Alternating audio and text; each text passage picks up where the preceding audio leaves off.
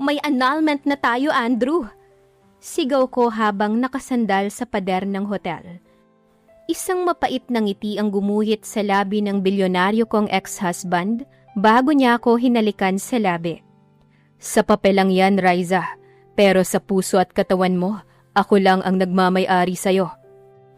Kaya mo bang panindigan ang galit mo kung ang mismong ex-husband mo na ang mismong humaharang sa kalayaan mo? 2 taon ang ginawang pagtakas ni Riza sa Italia para taguan ang kanyang seloso at kontroladong asawa. Ngayon na nagbalik siya bilang isang mahusay na art restorer. Laking gulat niya na si Andrew ang misteryosong kliyenteng kumuha sa kanya para ayusin ang isang mamahaling painting. Saan kaya hahantong ang muli nilang pagkikita? Kumusta mga kaibigan? Samahan niyo kong ibahagi sa inyo ang mga kwentong magbibigay kilig, magpapatulo ng inyong mga luha, at magbibigay inspirasyon sa bawat isa. Isandalang likod at hayaang ang boses ko ang maglakbay sa inyong mga puso. Ito ang My Views TV. Pero bago tayo magpatuloy, kung bago ka pa lamang sa aming channel ay paki-like po ng ating video. Pa-click din ng subscribe button, gayon din ang bell icon, para lagi kayong updated sa mga parating ko pang uploads. Akin ka pa rin, Riza. Kahit may pirma na ang annulment papers na yan, akin ka pa rin.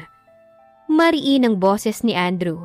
Ramdam ko ang pamilyar na kuryente sa bawat salitang binitawan niya habang nakakulong ako sa pagitan ng kanyang mga braso at ng malamig na pader ng hotel hallway. Amoy na amoy ko ang mamahalin niyang pabango na may kasamang kakaunting amoy ng alak. Isang paborito kong amoy noon, na ngayon ay nagpapabilis ng tibok ng puso ko sa takot at pananabik. Bitawan mo ako, Andrew. Tapos na tayo. 2 taon na ang nakalipas. Pilit kong itinulak ang matigas niyang balikat pero para lang akong nagtutulak ng pader ng semento. Walang nagbago sa kanya. Ang matangos na ilong, ang mapupulang labi at ang mga matang tila lalamunin ako ng buo kapag nagagalit siya. Siya pa rin ang dominanteng bilyonaryo na pinakasalan ko noon.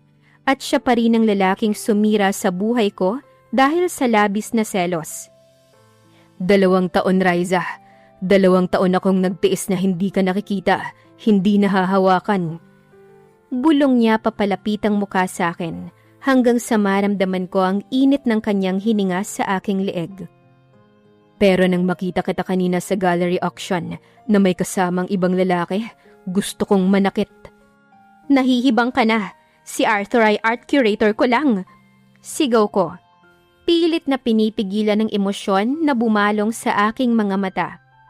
Wala ka nang pakialam sa buhay ko. Ex-husband na kita, Andrew. Isang mapait na ngiti ang gumuhit sa kanyang mga labi. Ex, sa papel lang yan, honey. Pero sa puso mo, sa katawan mo, alam nating dalawa kung sino ang nagmamay-ari sa'yo. Bago pa ako makasagot ay mabilis ngunit puno ng pananabik niyang nilapat ang kanyang labi sa akin. Napasinghap ako. Ang halik na yon ay parang bagyo. Nagmamadali at halata ang excitement sa bawat kilos nito. Sinubukan kong lumaban. Kinagat ko ang kanyang labi hanggang sa malasahan ko ang dugo. Pero hindi siya tumigil. Mas lalo niya akong idiniin sa kanyang katawan.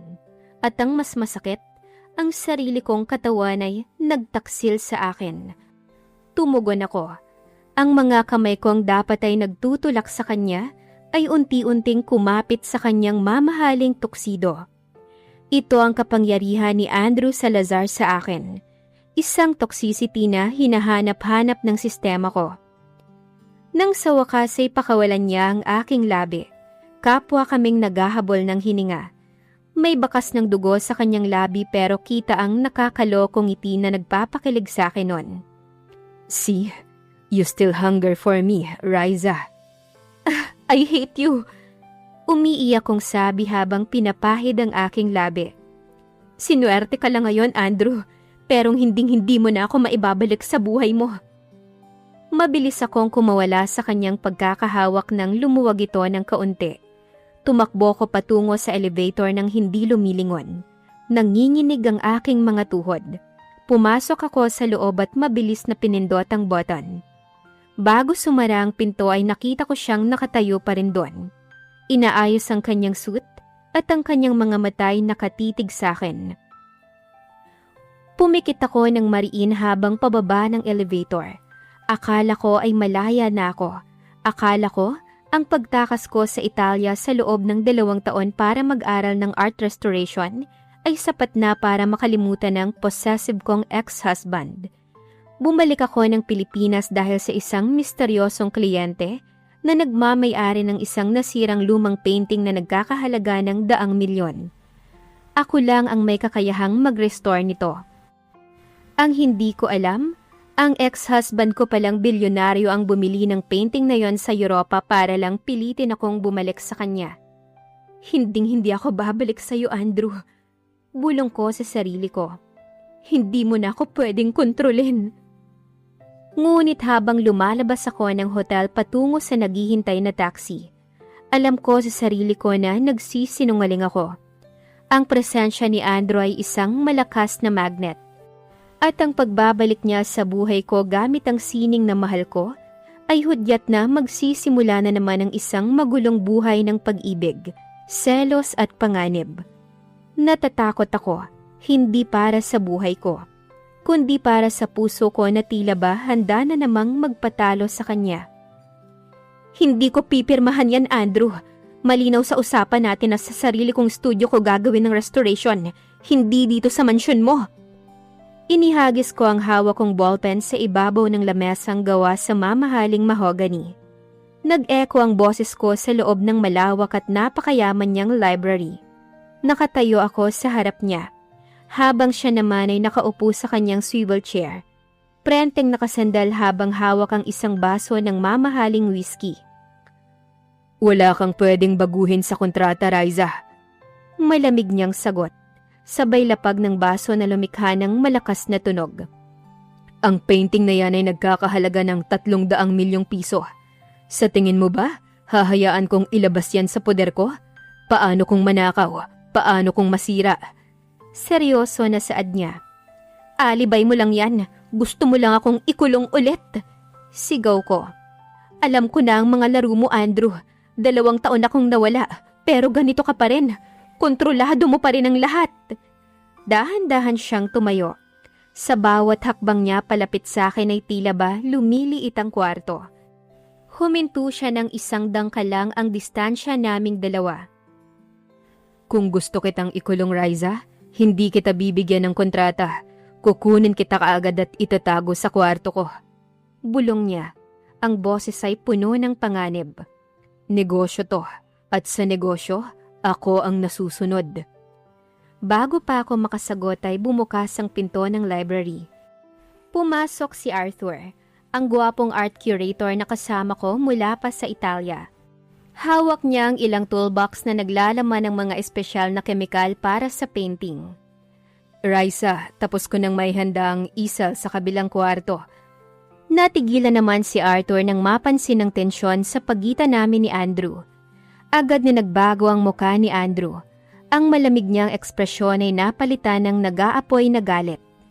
Tumingin siya kay Arthur na parang gusto niya itong sakta ng sandaling yon. Sino ang nagbigay sa'yo ng permiso na pumasok dito? Mariing tanong ni Andrew kay Arthur. Andrew, kasama ko siya. Siya ang assistant ko sa proyektong to. Pagtatanggol ko. Humarang ako sa harap ni Arthur dahil kilala ko ang ex-husband ko kapag nagsiselos. Hindi ko kailangan ng ibang lalaki sa bahay ko, Riza. Lalo na ang isang yan. Mariing sabi ni Andrew. Lumabas ka o ipapakaladkad kita sa bodyguard ko. Mr. Salazar, nandito lang ako para sa trabaho at para tulungan si Riza. Magalang pero may paninindigan na sagot ni Arthur na lalong nagpainit ng ulo ni Andrew. Trabaho? O baka naman may iba kayong ginagawa sa Italia? Hakbang ni Andrew palapit ngunit mabilis ko siyang itinulak sa balikat. Sumusobra ka na, Andrew. Huwag mong idamay si Arthur sa dumi ng utak mo. Sigaw ko sa mukha niya. Humarap ako sa kaibigan ko. Arthur, pakiusap. Maghintay ka muna sa labas ng gate. Ako na ang mag-aayos nito. Nag-aalalang tumingin si Arthur sa akin bago tumango at lumabas. Pagkasara ng pinto ay hinarap ko si Andrew na ngayon ay nagwawala na ang panga sa selos. Selos, Andrew? Ex-wife mo na ako, tandaan mo yan. Kahit mamatay ako, Riza, magsiselos ako kapag may ibang lalaking tumitingin sa'yo ng ganyan. Bigla niyang hinawakan ang magkabilang balikat ko at isinandal ako sa gilid ng lamesa.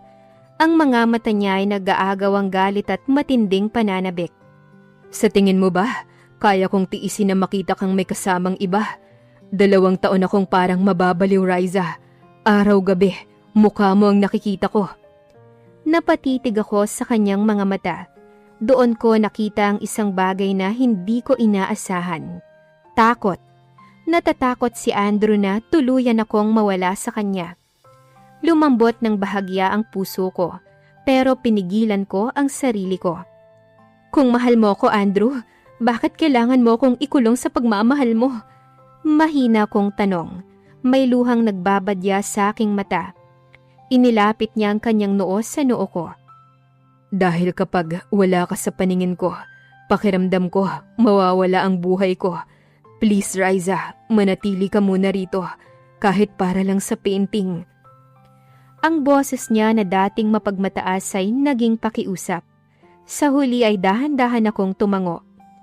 Para lang sa painting, Andrew, walang ibang ibig sabihin to. Ngumiti siya ng bahagya, isang ngiting mabilis na nagpatibok ng puso ko. Bago dahan-dahan niyang hinalikan ang aking noo.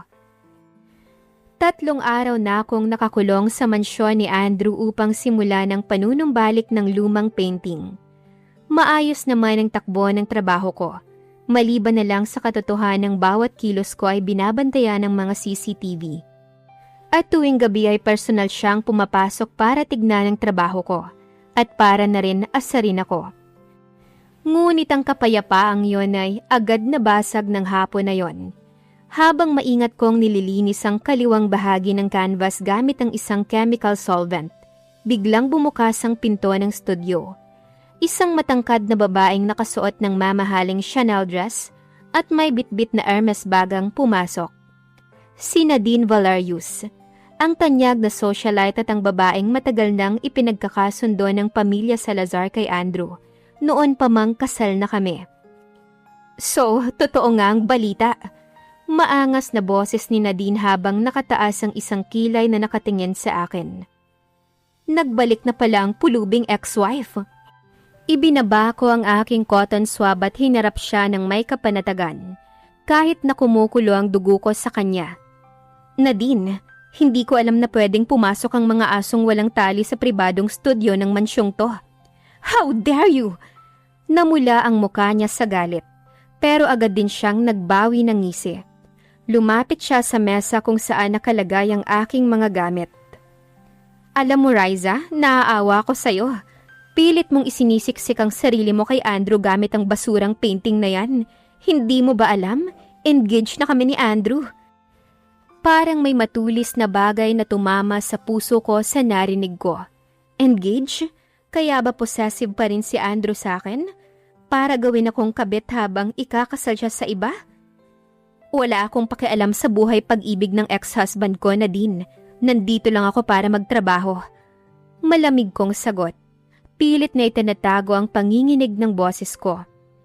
Talaga? Baka naman ginagamit mo lang fake na sining na yan para makuha siya ulit. Sa isang iglap, kinuha ni Nadine ang isang bote ng dark varnish remover sa lamesa ko at mabilis na lumapit sa painting. Let's see kung anong gagawin ni Andrew kapag nasira ang larong to. Wag, Nadine! Tumakbo ko para pigilan ang babae.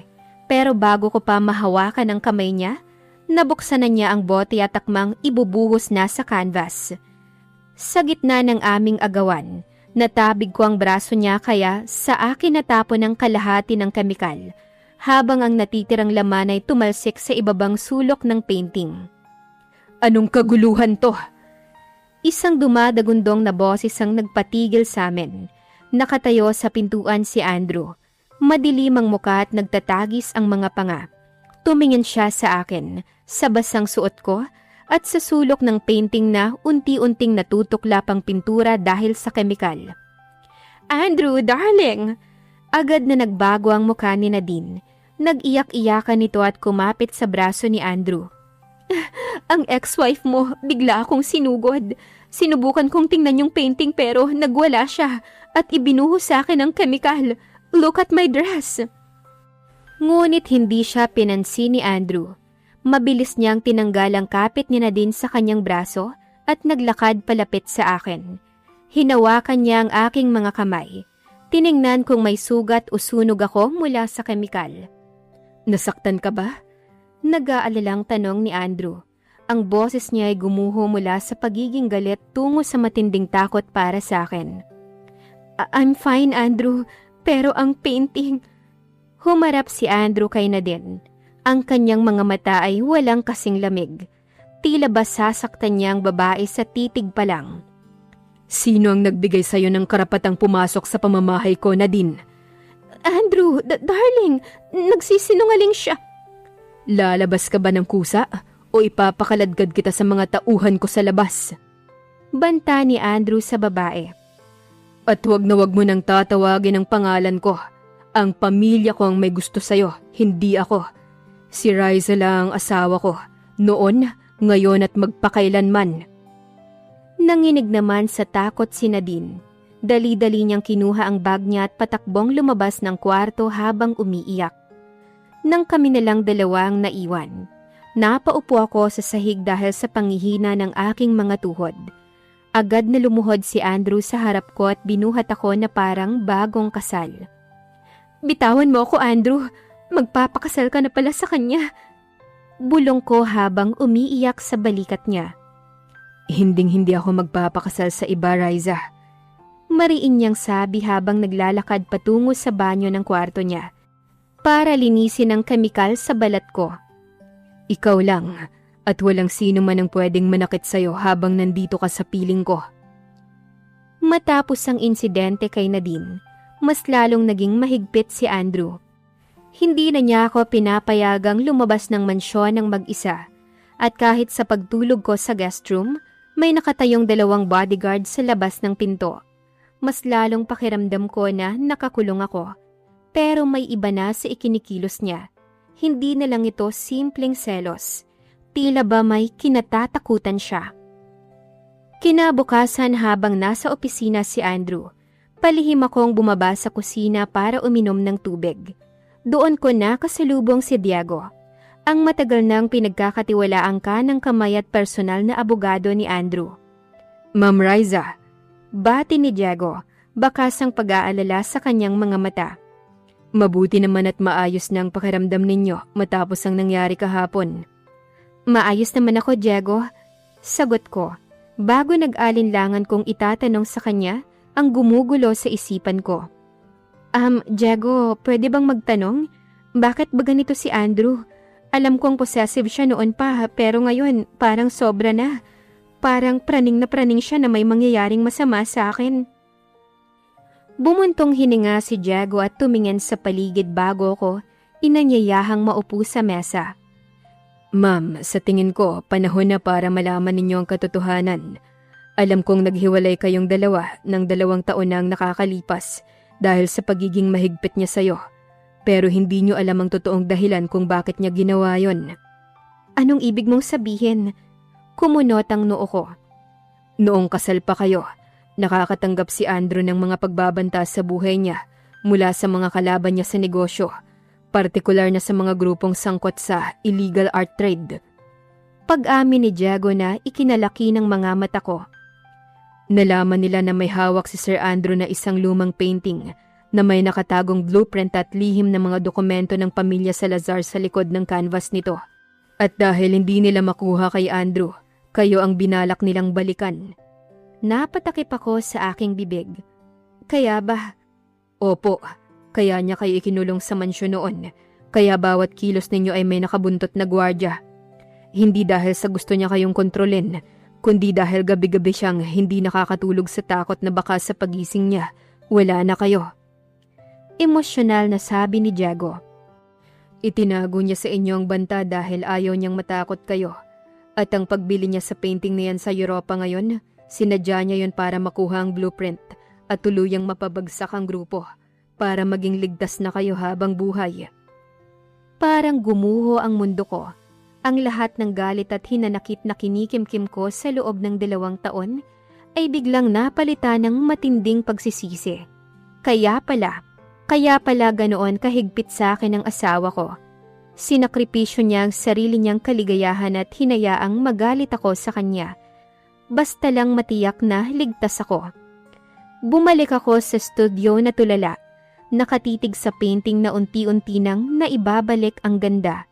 Kitang-kita ko na ngayon ang manipis na lining sa likod ng frame kung saan posibleng nakatago ang mga dokumento.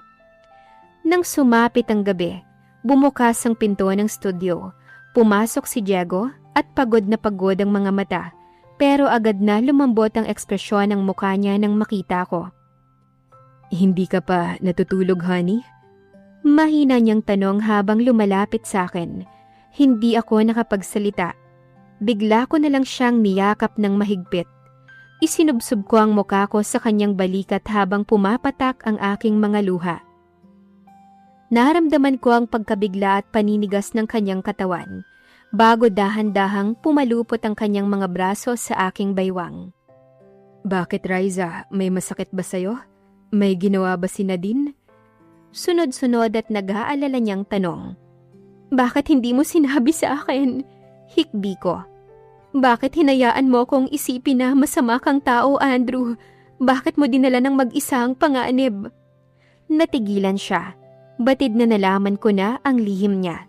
Iniangat niya ang aking muka at pinunasan ng aking mga mata gamit ang kanyang mga hinlalaki. Ang kanyang mga mata ay puno ng walang kapantay na pagmamahal. Dahil mas pipiliin kong magalit ka sa akin at kamuhian mo ako, Riza, kaysa makita kitang nasasaktan o mawala sa buhay ko. Bulong niya, bago dahan-dahang inilapat ang kanyang mga labi sa aking noo. Kahit maging masama akong tao sa paningin mo, poprotektahan kita. Dahil ikaw ang buhay ko. Mahal na mahal kita, Riza. Ikaw lang. Mahal pa rin kita, Andrew. Pag-amin ng dalaga. Pero hindi ko akalaing ang gabing yon ng aming pag-uusap ang magiging mitya ng isang masamang panaginip. Madaling araw nang gisingin kami ng tunog na basag ng salamin at sunod-sunod na putok ng armas mula sa ibaba ng mansyon. Andrew, anong nangyayari? Natatakot kong sigaw habang mahigpit na nakakapit sa kanyang braso. Nandito sila, Riza. Nahanap nila ang painting. Mariing sabi ni Andrew. Mabilis niyang kinuha ang kanyang armas sa side table at hinila ko patungo sa isang lihim na pinto sa loob ng kanyang walk-in closet. Dito ka lang, huwag kang lalabas kahit na anong mangyari. Naiintindihan mo? Hindi, Andrew. Huwag mo akong iwan dito. Umiiyak kong pakiusap. Ramdam ko ang matinding kaba na baka ito na ang huli naming pagkikita. Shh! Makinig ka sa akin, honey. Hinawakan niyang magkabilang pisngi ko at hinalikan ako ng mabilis sa labi. Ligtas ka rito. Babalikan kita, pangako. Isinara niya ang pinto. Madilim at masikip sa loob ng kwarto, pero dinig ko ang mga yabag ng mabibigat na sapatos sa labas. Maya-maya pa ay narinig ko ang boses ng isang lalaki. Nasaan ang dokumento, Andrew? Ibigay mo sa amin ang painting kung ayaw mong mawala sa mundong to. Wala kayong makukuha sa akin. Malamig na sagot ni Andrew. Kasunod niyon ay ang tunog ng suntukan at kalabog ng mga nababasag na kagamitan. Hindi ko na napigilan ang sarili ko. Sa takot na mawala si Andrew, dahan-dahan kong itinulak ang pinto ng kwarto at sumilip. Doon ko nakita si Andrew na nakikipagbuno sa dalawang lalaking nakamaskara. May hawak na matulis na bagay ang isa. Andrew, sa likod mo! Hindi ko na napigilan ang sumigaw. Lumingon si Andrew dahil sa boses ko, pero dahil doon ay nawalan siya ng depensa. Ang lalaking may hawak na armas ay mabilis na sumugod sa direksyon ko nang makita ko. Riza, umalis ka dyan! Sigaw ni Andrew. Bago pa ako masaktan ng lalaki, buong lakas na humarang si Andrew sa harap ko. Isang malakas na tama sa tagiliran ang nakuha niya. Umalingaw-ngaw ang putok ng armas mula sa paparating na si Diego at ang mga bodyguard ng mansyon na siyang nagpatakbo sa mga salarin. Andrew! Niyakap ko si Andrew habang dahan-dahan siyang natutumba sa sahig. Huwag, pakiusap. Huwag kang pipikit. Ligtas ka.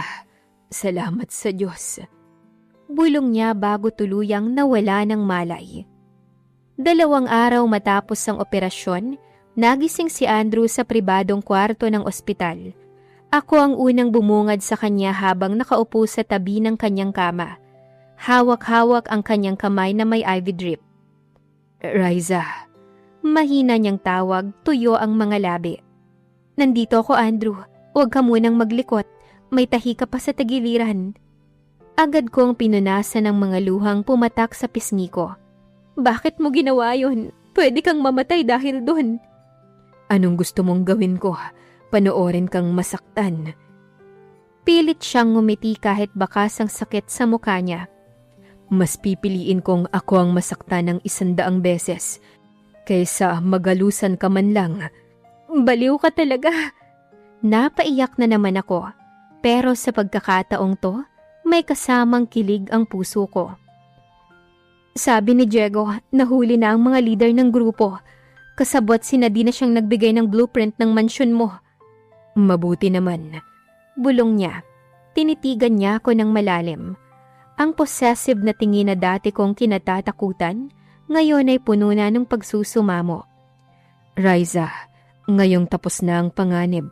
Aalis ka na ba ulit? Iiwan mo na naman ba ako? Umiling ako. Mas lalong hinalika ng kamay niya. Hindi na, Andrew. Kahit itaboy mo ko, hindi na ako aalis. Narealized ko na mas nakakatakot ang mabuhay sa mundo nang wala ka kaysa sa makulong sa mga yakap mo. Lumawak ang ngiti sa mga labi ng aking asawa at gamit ang natitirang lakas ay hinila niya ako para sa isang mahaba, matamis at mapagpalayang halik. 1 linggo matapos ang pananalakay sa mansyon, unti-unti nang bumubuti ang lagay ni Andrew. Ngunit ang akala naming tapos na ang laban ay hindi pa pala.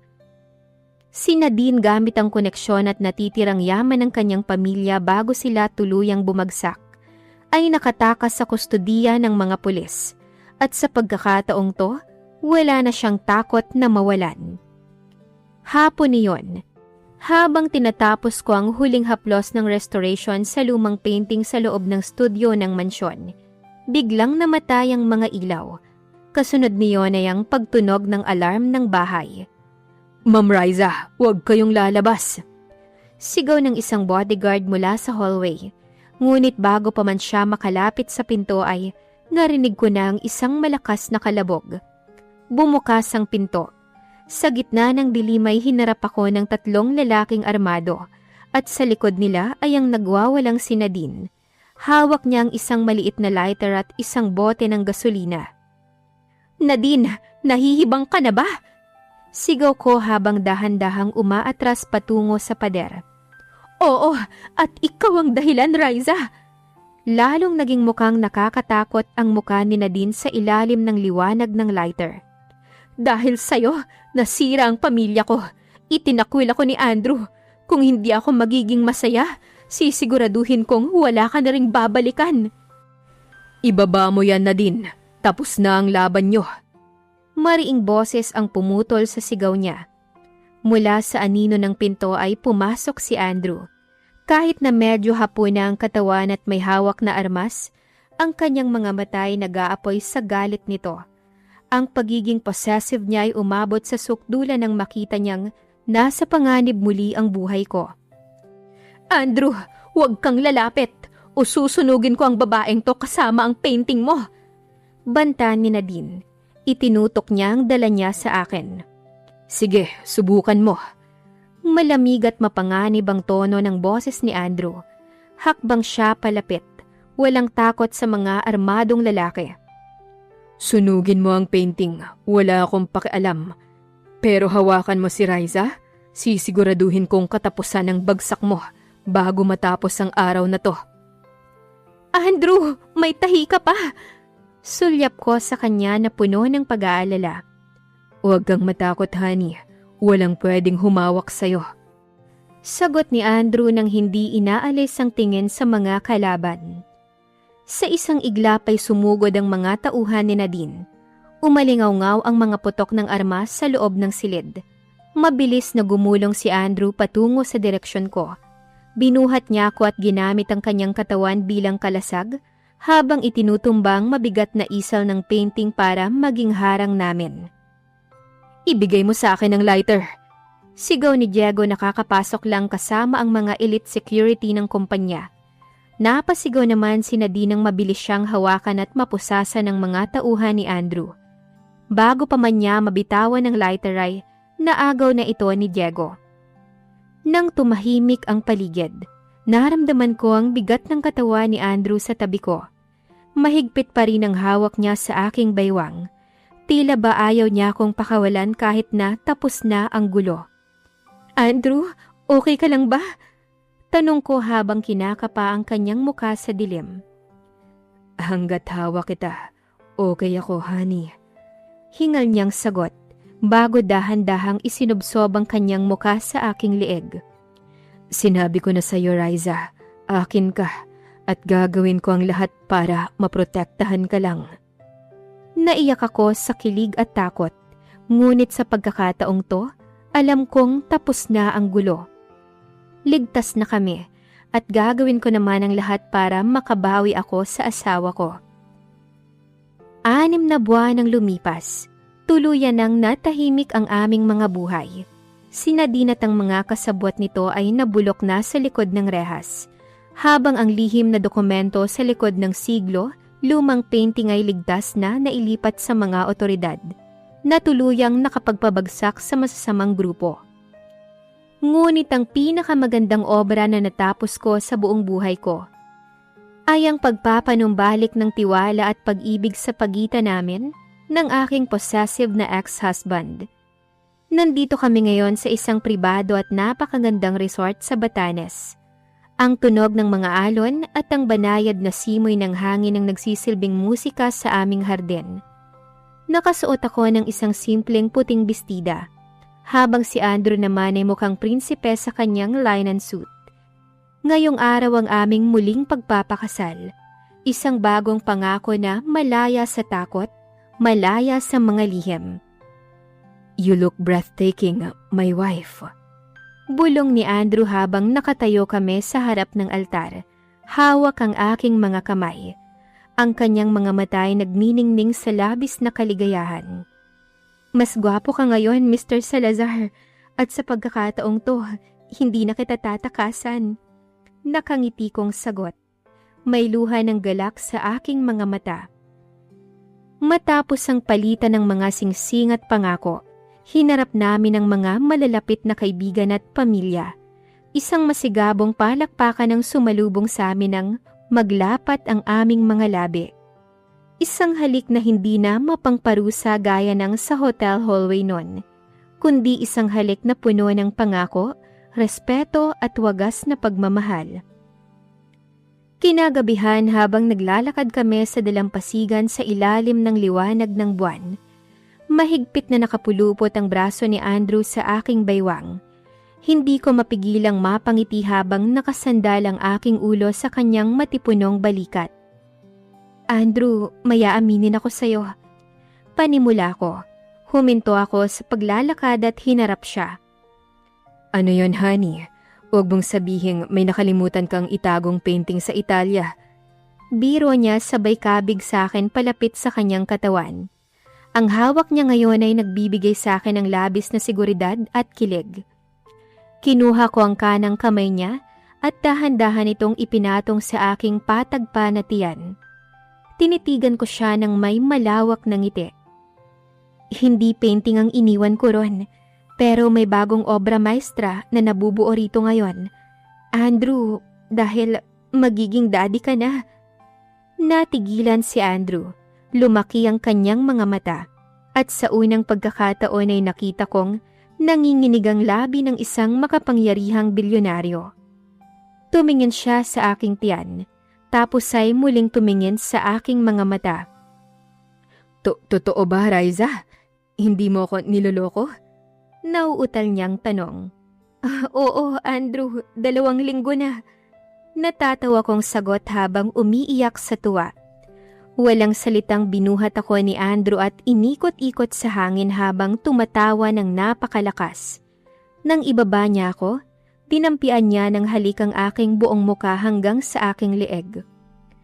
Pangako, Riza, hinding-hindi ko kayo pababayaan ng anak natin. Kayo ang buhay ko. Bulong niya habang hinahaplos ang aking muka. Alam ko, Andrew, pero pakiusap. Bawas-bawasan ang pagiging masyadong seloso at possessive, ha? Baka pati sa doktor natin ay magselos ka. Biro ko sa kanya habang kinukurot ang kanyang ilong. Isang nakatutoksong ngiti ang gumuhit sa kanyang mga labi. Hinila niya ako para sa isa pang matamis na halik, bago lumapit ang kanyang muka para bumulong sa aking tenga. I cannot promise that, honey. Possessive pa rin ako, pero ngayon, bilang isang mapagmahal na asawa at ama na, walang pwedeng umagaw sa mga mahal ko. Niyakap ko siya ng mahigpit habang sabay naming tinatanaw ang malawak at tahimik na dagat. Ang kwento ng aking possessive ex-husband ay natapos na, dahil ngayon, siya na ang aking habang buhay na katuwang, protektor at ang nag-iisang lalaking nagmamay-ari ng aking puso. Ipinapakita ng kwento na ang annulment o legal na paghihiwalay ay papel lamang. Kung may mga issue, galit o pagmamahal na hindi pa natatapos at na ipapaliwanag ng maayos, muli at muli kayong pagtatagpuin ng tadhana. Ang closure ay hindi nakukuha sa pagtakas sa ibang bansa gaya ng ginawa ni Riza sa Italia, kundi sa pagharap sa taong nanakit o nagmamahal sa'yo. Ang tunay na pag-ibig ay hindi ka ikukulong para saktan, kundi yayakapin ka ng mahigpit para protektahan sa bagyo ng mundo. At dito na po nagtatapos ang ating kwento. Sana ay muli ninyo akong samahan sa mga full story na nais ko pang ibahagi sa inyo. Comment naman po kung saan nakarating ang ating video. God bless po!